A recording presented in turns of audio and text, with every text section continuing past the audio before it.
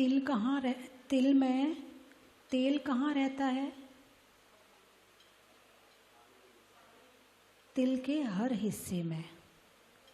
लकड़ी में अग्नि कहाँ रहती है? हर हिस्से में। पत्थर में सोना कहाँ रहता है? हर हिस्से में। और शरीर में आत्मा कहाँ रहती है? हर हिस्से में। कोई भी हिस्सा खाली नहीं है। जहाँ जहाँ सुई चुभाने से दर्द होता है, समझना वहाँ वहाँ आत्मा है। और जहाँ जहाँ आत्मा है, वहाँ वहाँ धर्म है। धर्म कहाँ रहता है? आत्मा में। धर्म कहाँ रहता है? आत्मा में। धर्म की सेवा करनी है तो क्या करना पड़ेगा? धर्मात्मा की सेवा करनी पड़ेगी, है ना। चर्चा चल रही है आदर पर कि हमें आदर करना चाहिए। यदि धर्मात्मा का आदर करते हैं तो धर्म का आदर स्वयं हो जाता है। ज्ञानी का सम्मान करते हैं तो ज्ञान का सम्मान स्वयं हो जाता है ना। तो आदर कई तरह से होता है। अब जैसे आप लोग पूजा करते हैं तो सुबह से आपको उत्साह रहता है। क्या रहता है? उत्साह। जल्दी नहाते हैं, जल्दी घर का काम निपटाते हैं, पूजा करने जाते हैं। ये किसके प्रति आदर है? अभी आपने पूजा करी नहीं है, अभी आप मंदिर में पहुँचे नहीं हैं, लेकिन पूजा के प्रति जो आपका उत्साह है, ये उत्साह भी धर्म है और ये उत्साह भी आदर है।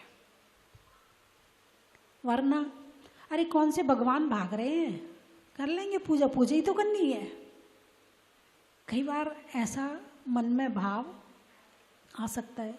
चलो तुम्हारे मन में ना आए, घर में जो दूसरा व्यक्ति है तुम्हें पूजा करने के लिए जाना, अरे क्यों जल्दी मचा रही हो? भगवान कोई भाग थोड़ी रहे हैं, वहीं बैठे हैं भगवान, कर लेना पूजा।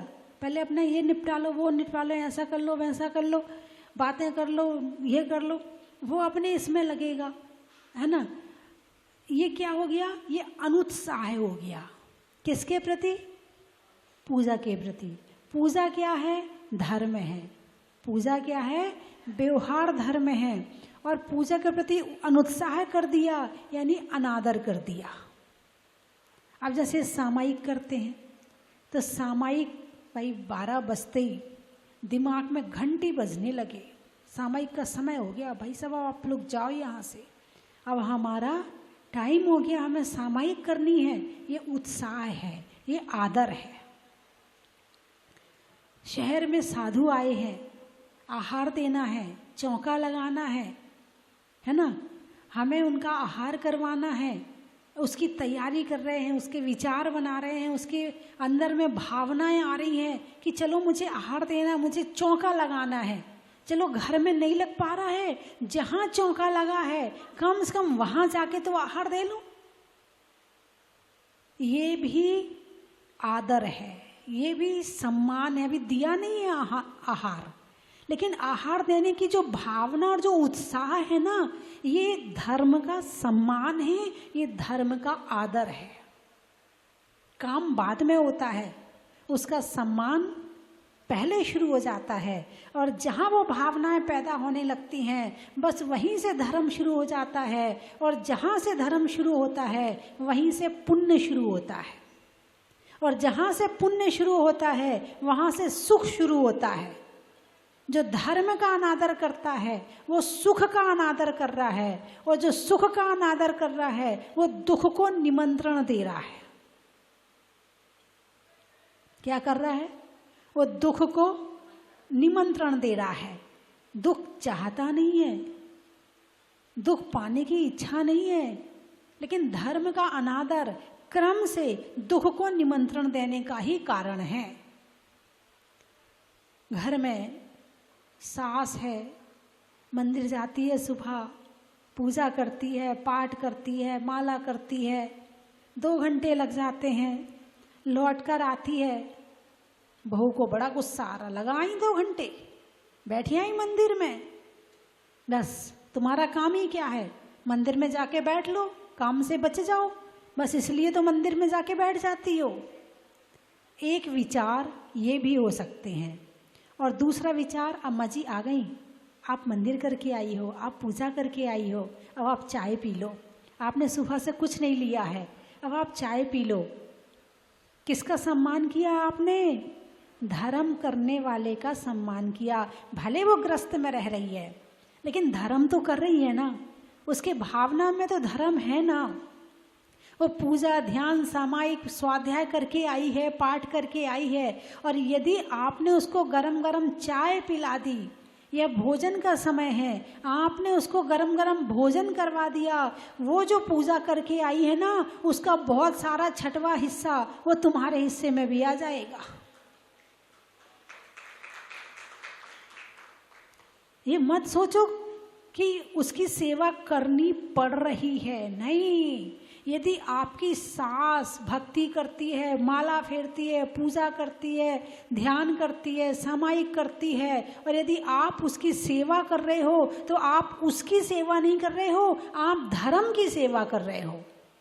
आप धर्मात्मा की सेवा करके धर्म की सेवा कर रहे। कम से कम आप नहीं कर पा रहे हो, लेकिन जो कर रहा है उसकी सेवा आपने कर दी, तो आपने धर्म का सम्मान कर दिया, आपने धर्म की सेवा कर दी। आप मंदिर में जाके पुण्य नहीं ले पाए, लेकिन जो मंदिर करके आया है उसका पुण्य आपने ले लिया।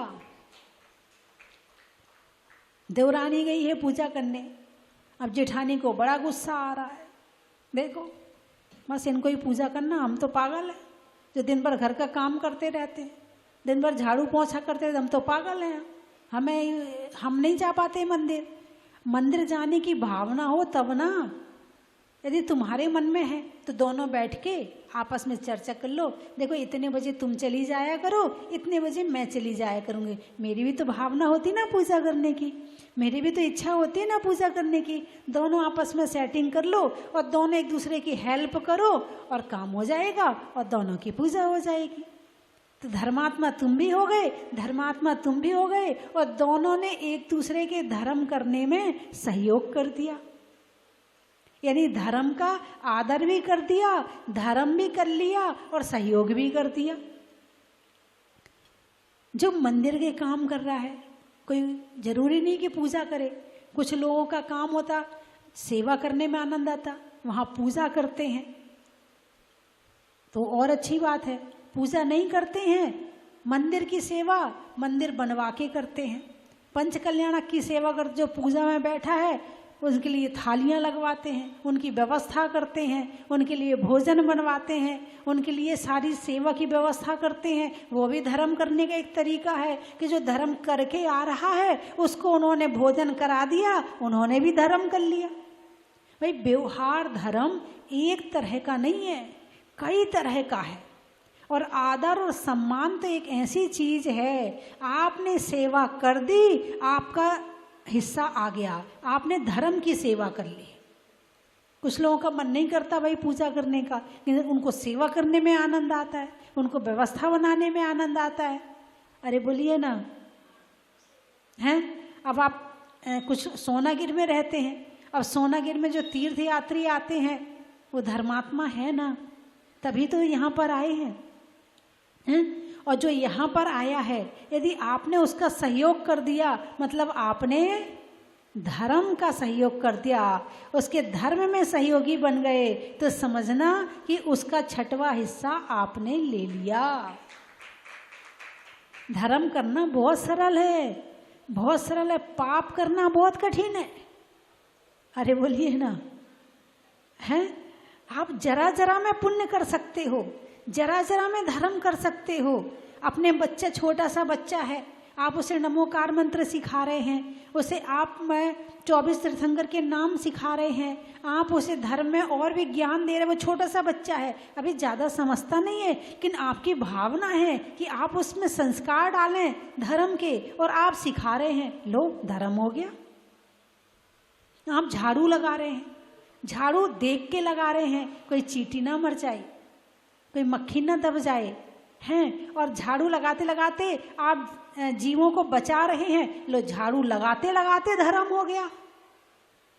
आप भोजन बना रहे हैं, भोजन करते हुए आपने भजन चला लिया, आपने नमोकार मंत्र की धुन चला ली, आपने भक्तांबर चला लिया है, और भोजन बनता जा रहा है और भक्तांबर चलता जा रहा है, लो धर्म हो गया। अब बताओ, धर्म करना कठिन है या धर्म करना सरल है? जैसा मैं बता रही हूं, यदि इस तरह की भावना के साथ घर में रहा जाए, पहले के समय में लोग समय शिखर जी जाते थे अथवा किसी अन्य तीर्थ पर जाते थे, सोनागिर जाते थे, तो लोग जो है ना पूरा गांव उसका टीका करता था, है ना। बैलगाड़ी में जाते थे, बैलगाड़ी में सारे खाने का सामान लाद लेते थे और फिर उसमें 2-4-5 जने या 2-4-5 बैलगाड़ियाँ इकट्ठी होकर के चली जाती थी, तो पूरा गांव उनका टीका करता था। भाई क्यों करता था? अरे बोलिए ना। इसलिए करता था, हम तो नहीं जा पा रहे हैं और तुम जा रहे हो ना, तो कम से कम तुम्हारी अनुमोदना तो कर दें कि तुम तीर्थ यात्रा पर जा रहे हो। फिर यदि वो तीर्थ यात्रा से लौट के आता था तो सारे गांव में खुशी मनाई जाती थी, पंगत करी जाती थी कि वो तीर्थ यात्रा करके वापस आ गया, उसने तीर्थ यात्रा कर ली। ये पंगत क्यों करी? उसकी अनुमोदना में, धर्म के प्रति समर्पण की भावना है। तो जिसने धर्म किया है उसको उन्होंने अनुमोदना कर दी, तो लो हमारा धर्म भी हो गया। धर्म करना बहुत सरल है। आप उठते बैठते खाते पीते हर तरह से धर्म आप कर सकते हो। ऐसा नहीं है कि धर्म करना बहुत कठिन है, मगर कषाएं जो है ना वो धर्म नहीं करने देती है। जिससे तुम्हारी नाराजी है वो मंदिर जाए तो सही, तुम्हारे परिणाम इतने खराब हो जाते हैं, इतने कलुषित हो जाते हैं कि वो तो पूजा कर रहा है और तुम पाप बांध रहे हो। कोई तीर्थ यात्रा चला जाए और तुम्हें जाने ना मिले, फिर देखो ऐसा क्रोध भड़कता है, कह पाते नहीं और सह पाते नहीं। न कह सकते न सह सकते, और मन में इतनी पीड़ा चलती है कि खुशी खत्म हो जाती है। उस समय भी दुख, जिस समय किसी के प्रति ऐसी भावना आ रही है उस समय दुख के परिणाम हो रहे हैं। तो बंध किसका हो रहा है? पाप का। उदय किसका चल रहा है? पाप का। और जब ये जो बंध किया है और आगे जब उदय में आएगा तो भी पापी उदय में आएगा। और इससे अच्छा है कि यदि परिणाम शांत रखते, उसकी अनुमोदना करते, मेरे जब पुण्य का उदय आएगा ना मैं भी जाऊंगी या मैं भी जाऊंगा। अभी मेरा पुण्य का उदय नहीं है, मैं अभी नहीं जा पा रहा हूँ, कोई बात नहीं, मुझे भी भगवान बुलाएंगे, मैं भी दर्शन करने जाऊंगा, मैं भी भगवान की भक्ति करूंगा। प्रभु मुझे इतना आशीर्वाद दो कि मैं भी आपके दर्शन करने के लिए आऊं। जिन भगवान के पास जाना है उनकी माला फेरना शुरू कर दो, उनके प्रति भावना भानी शुरू कर दो। फिर देखो आपके कैसे प्रोग्राम बनता है, कैसे खींचेंगे। तुम खींचने के लिए उपाय तो करो। बंधुओं, आदर और सम्मान ये दो चीज ऐसी हैं कि ये करने के बाद में जो सामने वाले में गुण हैं वो आने शुरू हो जाते हैं। करना कुछ नहीं है, केवल आदर और सम्मान ही करना है। कोई गिफ्ट नहीं देनी है, कोई तुम्हें उनके हाथ पांव नहीं दबाने हैं। लेकिन जब आदर और सम्मान की भावना होगी तो पांव दबाने की ज़रूरत नहीं पड़ेगी। अभी ये शिविर जो 10 लाखनी पर्व पर लग रहा है, ये बहुत पहले से लगवा रही हूँ मैं। तो एक बहन जी आई, उन्होंने 10 उपवास किए। जब 10 उपवास किए बड़ी खुश 10 उपवास का जो 9वां 10वां दिन था बड़ा आनंदमय, बड़ा अच्छा लग रहा। 10 दिन से भोजन नहीं किया लेकिन मन में आनंद है, आत्मा खुश है। बोले माता जी इस बार मेरे उपवास बहुत अच्छे हुए। मैंने कही पिछली बार भी किए थे? हाँ पिछली बार भी किए थे। बोले पिछले बार उपवास तो किए थे मगर मात्र भूखी रही थी, बस पूजा करती और पूजा से आके अपने कमरे में लेट जाती। अब मुझे खाना नहीं पीना नहीं, घर वाले अपने भोजन बनाते, खाते पीते, अपने कमरे में लेट जाते। बोले कोई झांकने नहीं आता था कमरे में। हैं, घर में जिठानी भी है, देवरानी भी है, सास भी है, बच्चे भी हैं। बोले पूरे दिन अकेली पड़ी रहती थी, कोई झांकने भी नहीं आता था कमरे में। क्या कर रही है? 10 उपवास कर रही है ना? क्या कर रही है? धर्म कर रही है ना? बोले इस बार तो सुबह इतने संगीतमय पूजा हुई, उसके बाद कमरे में आके थोड़ा रेस्ट कर लिया, फिर और महिलाएं आ जाती थी तो आपस में धर्म की चर्चा कर लेते थे। कभी कोई मेरे पैर में तेल लगा रहा है, कहीं कोई मुझे पाठ सुना रहा है, कहीं कोई मेरे से चर्चा कर रहा है। बोले ऐसा लग रहा था कि स्वर्ग में आके उपवास कर रही हूँ। बोले पिछले बार के उपवास तो इतने भारी पड़े थे कि ऐसा लग रहा था कि मैंने उपवास क्यों किए हैं। यदि तुम्हारे घर में कोई 10 उपवास कर रहा है, उसके पास जाओ, उसकी अनुमोदना करो, उससे उसकी साता पूछो। यदि घर में दोपहर में रहते हैं तो घर में बुला के बिठाओ, अड़ोसन पड़ोसन सबको बुला लो। मेरी बहू उपवास कर रही है या मेरी सास उपवास कर रही है, सबको बुला के दोपहर में बैठ के स्वाध्याय कर लो, दोपहर में बैठ के पाठ कर लो, रात को उसकी थोड़ी सी वैयावृत्ति कर दो, तो उसे भी लगेगा कि भाई हाँ मैं जो कर रही हूँ वो ठीक कर रही हूँ, पहली बात, और उसका भी मन लग जाएगा। क्योंकि अभी इतनी बड़ी साधना तो उसकी हो नहीं गई है कि जैसे हमारे पहले मुनिराज होते थे कि उन्होंने 1 महीने का नियम लिया कि 1 महीने का उपवास और ध्यान में खड़े हो गए हैं। ये 4 महीने चतुर्मास का पूरा उपवास और ध्यान में खड़े हो गए, उठना ही नहीं है उसके बाद। ऐसा मन तो आपको लगाना खुद से आता नहीं है ना? जब खुद से मन नहीं लगाना आता है तो एक दूसरे का सहयोग करो, उसे स्वाध्याय सुनाओ, उसे पाठ सुनाओ, है ना? उसके पास बैठो, थोड़ी बहुत धर्म की चर्चा करो, तो लगेगा कि हाँ भाई ठीक है, उपवास उसका समय अच्छी तरह से निकल रहा है। लेकिन घर में आई और जो पड़ी है तो कोई उसको पूछने, उसके कमरे में झांकने के लिए भी नहीं जा रहा है।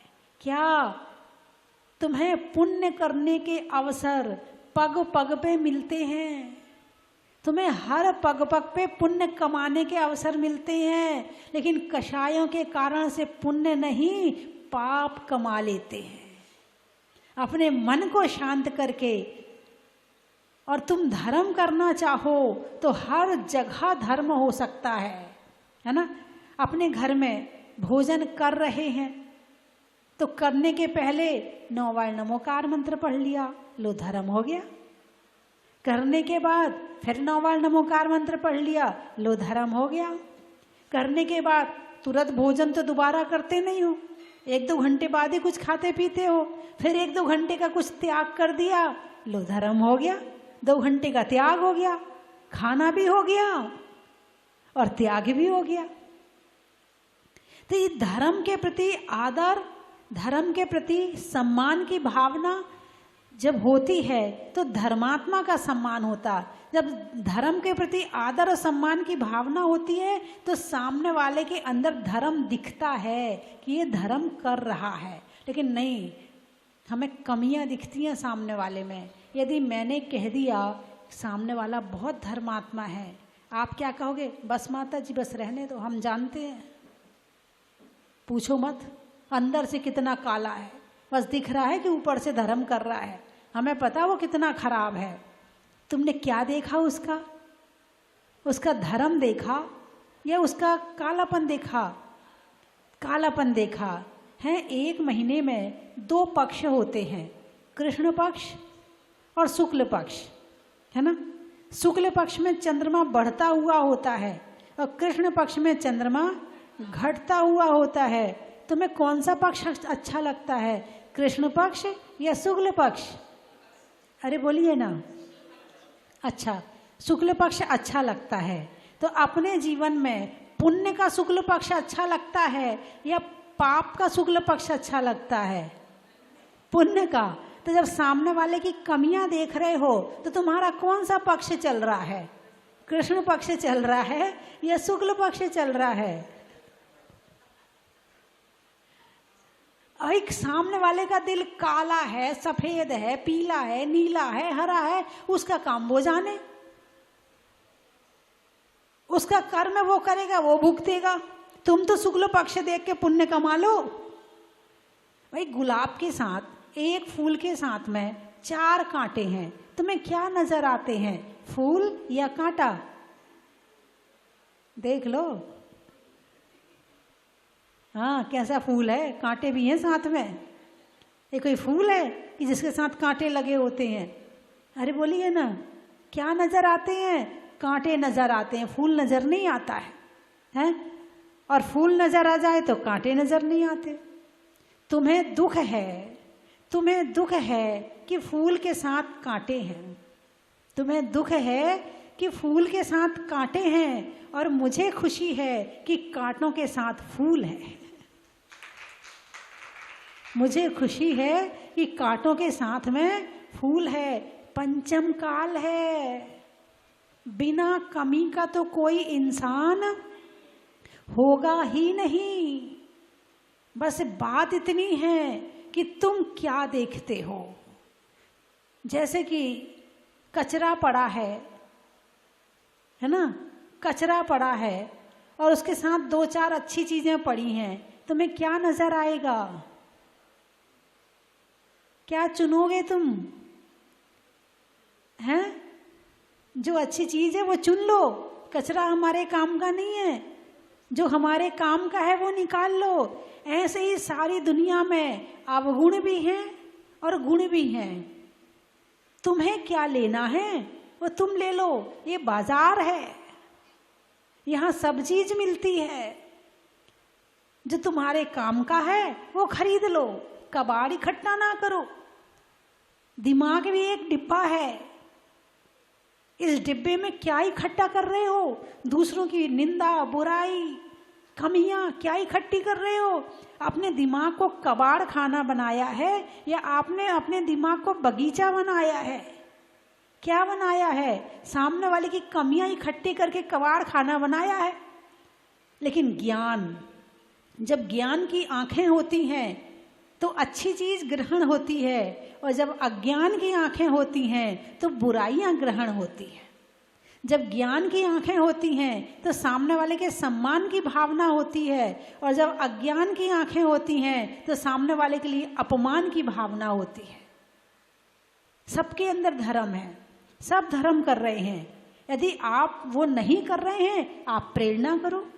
नहीं करते हैं, आज नहीं तो कल कर लेगा, उम्मीद रखो। लेकिन अपमान करना ये सही नहीं है।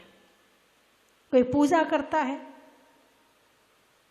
अभिषेक करता है, जब अभिषेक करने जा रहा, ला मैं तुम्हारे कपड़े धो दूं। कम से कम वो अभिषेक नहीं कर पाते हैं और तुमने उसके कपड़े धो दिए तो आपने अनुमोदना कर ली, आपने धर्म कर लिया। तुम्हारा 8 साल का बच्चा है, अभिषेक नहीं करता है, ला बेटा मैं तेरे कपड़े धो देती हूँ, तू सुबह पहन के जाना और अभिषेक करना।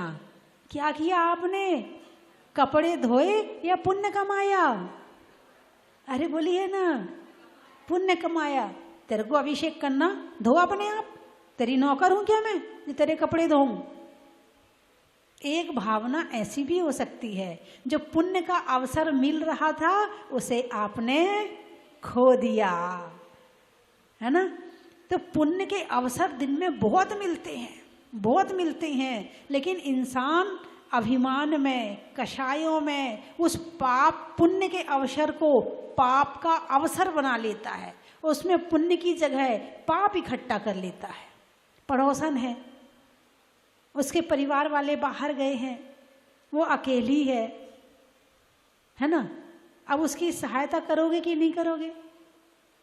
क्यों करें? जब हमारा समय आया था उसने करी थी, जब उसने नहीं करी तो हम क्यों करें? ऐसी भावना आएगी कि नहीं आएगी? आजकल जो है 3 दिन के समय में महिलाएं भोजन बनाती हैं घर में। अब सिंगल परिवार हो गए, ना सास अच्छी लगती है, ना देवरानी अच्छी लगती है, ना जिठानी अच्छी लगती है, ठीक है ना।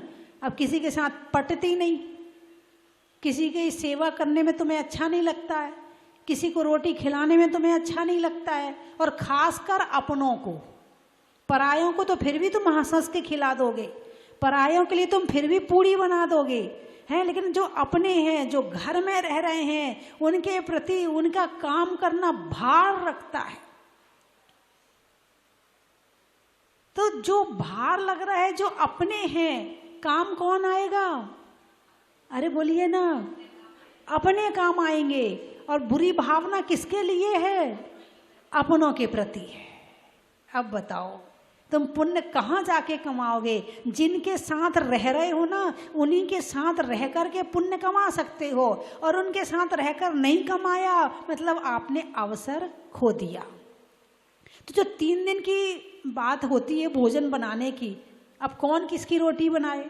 तुम हमारी बनाओ तो हम तुम्हारी बनाए, और तुम हमारे यहाँ ना बनाओ आके तो हम तुम्हारे यहाँ ना बनाए आके। भाई सहयोग तो कर सकते हैं ना। और 3 दिनों में बनाया गया भोजन जहर है। उस समय में जो भोजन बनाया है और जिस जिसको खिलाया है उसका दिमाग खराब होने में टाइम नहीं लगेगा। विक्षिप्तता, बीमारी, डिप्रेशन, ये जितनी इस तरह की होते ना विचार संबंधी बीमारियां, वो सारी 3 दिन वाले भोजन से होती है। इन 3 दिनों में भोजन भाई अपने लिए बना लो, खुद खा लो वो बात अलग है, लेकिन पूरे रसोई में जाते हैं, पूरा सब सामान छूते हैं, वो पूरी रसोई अशुद्ध कर देते हैं, और बाकी दिन में भी फिर वही भोजन बनाते हैं।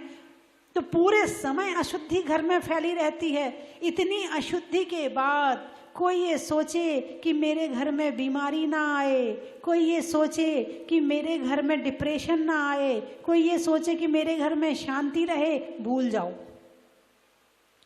और आजकल की तो सासुएं भी ऐसी हो गई, बना ले मैं खा लूँगी, कोई बात नहीं है। वो भी इतनी आलसी हो गई है। अब वो कहे बहू मैं हूँ ना, 3 दिन में मैं बनाऊँगी तुम्हारे लिए, नहीं तुम नहीं करो, मैं बना लूँगी, बस मैं तो थोड़ा सा सामान इकट्ठा वगैरह हो सामने में खड़े होके नहीं बनाऊंगी, तू गैस नीचे उतार दे, मैं सब बना दूंगी तेरे लिए। ऐसा भी हो सकता। अब सास कह रही नहीं नहीं मेरे से बनने वाला तो है नहीं है, तू बना ले मैं तो खा लूंगी। हाँ, नहीं तुम्हारी बात नहीं कर रही हूँ, हैं। आपस में एक दूसरे की सहयोग की भावना खत्म हो गई है। सास बहू का सहयोग नहीं करना चाहती, बहू सास का नहीं करना चाहती, देवरानी जिठानी का नहीं करना चाहती, जिठानी देवरानी का नहीं करना चाहती, अड़ोसन पड़ोसन का नहीं करना चाहती, पड़ोसन अड़ोसन का नहीं करना चाहती। सब अपने अपने अहंकार में डूबे हैं और खूब पाप कमा रहे हैं और सब परेशान हैं। और यदि धर्म की भावना हो तो परेशानी तो अपने आप दूर हो जाएगी। सेवा की भावना हो, सहयोग की भावना हो तो परेशानी तो दरवाजे के बाहर रहेगी। बंधुओं, धर्म का सम्मान कैसे करें? चर्चा चल रही है कि तप बल तय विधि झरन निर्जरा ताहि सदा आचरिये, और शम दम तय जे कर्म ना आवे सो संवर आदरिये। संवर के आदर की बात तो बाद में कहूंगी, उनके रास्ते जो हैं संवर के वो तो बता दूं पहले आपको। क्या रास्ते हैं? पूजा, ध्यान, सामायिक, वैयावृत्ति, सेवा, विनय भावना और इनके प्रति उत्साह। मोबाइल आ गया, मोबाइल देख के पहले जिसको तुम नहीं चाहते हो मुंह बन गया, फिर आ गया फोन उसका, फिर बस परेशान कर रखा इसने तो मुझे। अब बात तो करनी, हेलो, इतने प्यार से हेलो कह रहे हैं जैसे बड़े चाहने वाले हों, और मोबाइल का नंबर देखते ही दिमाग खराब हो गया। ये मायाचारी हो गई। अब बात तो आपने अच्छे से करी ना, अच्छे से करी ना, मन से कर लेते तो मायाचारी भी नहीं होती और पापबंध भी नहीं होता। लेकिन पहले तो दिमाग खराब कर लिया, जिससे बनती नहीं है उसका फोन उठाना भी पड़ता है, बात भी करनी पड़ती है, अच्छे से भी करनी पड़ती है, दिमाग भी खराब होता है। तो प्रेम ही कर लो ना। जब करना ही है तो मन से ही कर लो, अच्छे से कर लो, पाप बंध तो नहीं होगा।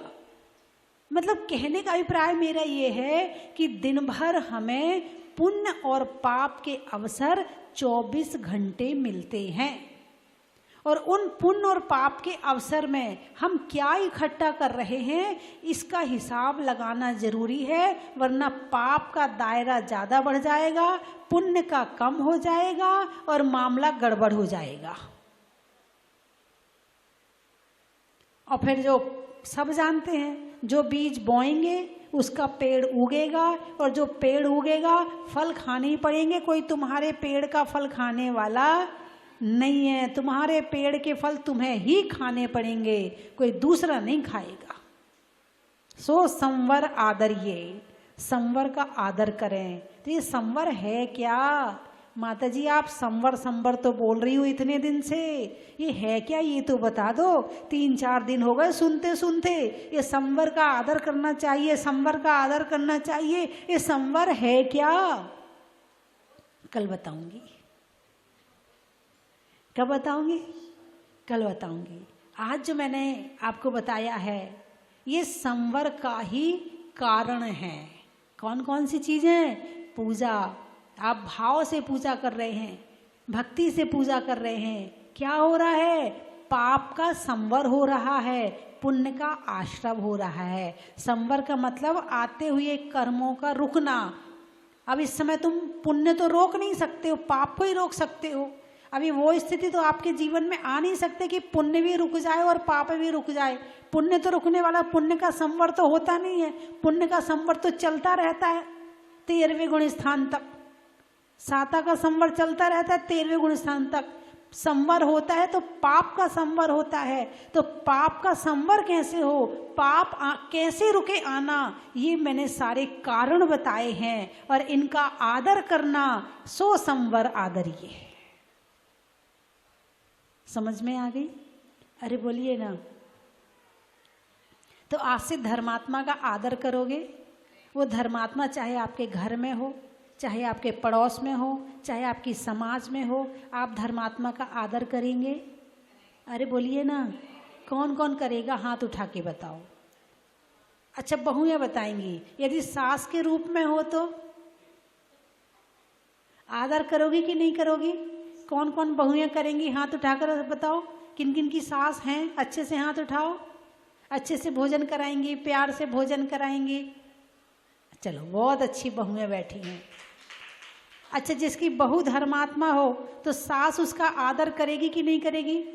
बहू तू पूजा कर ले, ला मैं कर लेती हूँ काम, करेगी कि नहीं करेगी?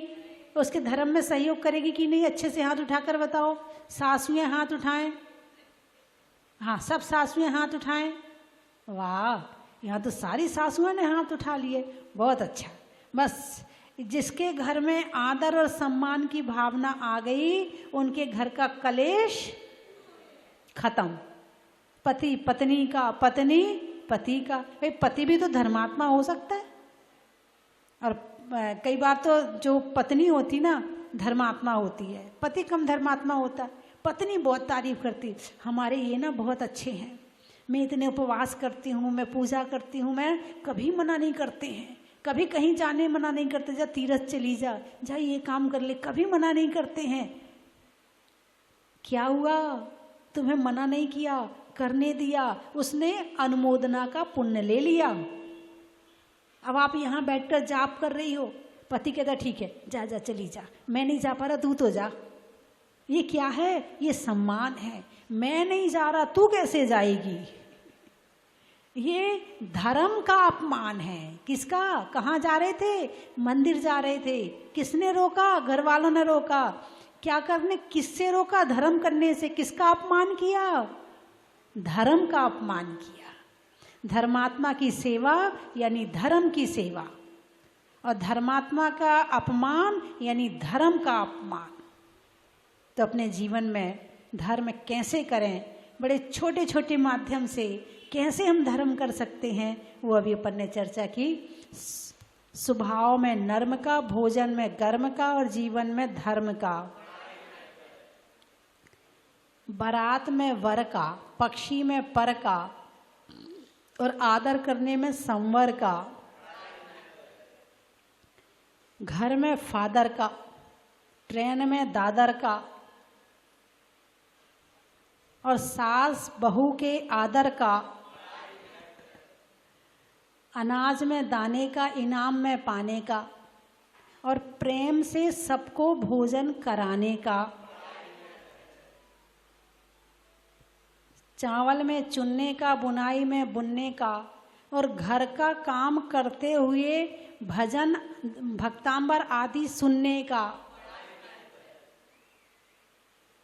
हिंदी में मात्रा का, स्कूल में छात्रा का, और आप सबकी सोनागिर की यात्रा का, गाने में सुर का, नृत्य में नूपुर का, और भगवान मुनि सुब्रत नाथ के जमीन से प्रकट होने में जहाजपुर का।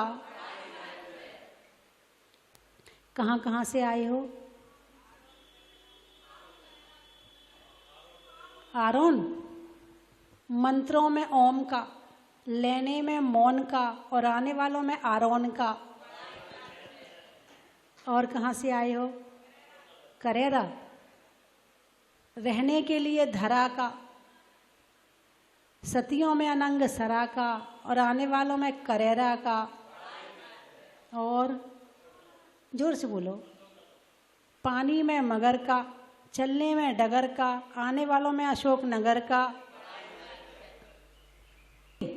राजस्थान, राजस्थान, हाँ, जहाजपुर के पास ही है। रजाई की खोली का, शिखरजी में डोली का, टीका में रोली का, बांधने में मौली का, कोयल की बोली का, और आने वालों में राजस्थान बोली का। और माधवपुर का, 12 आरा या 12? 12। आकाश में तारा का, लगाने में नारा का, और आने वालों में 12 का। और माता जी भिंड से, पापों के खंड खंड का, पापों के खंड खंड का, बुढ़ापे में दंड का, दंड यानी डंडा, और आने वालों में भिंड का। हो गए सारे?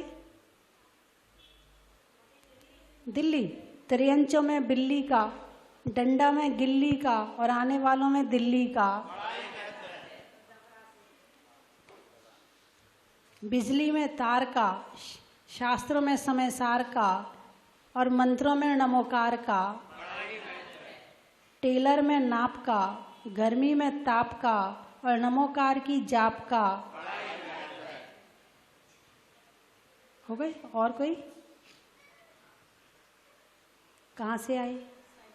अच्छा, आगे आके बैठ गए।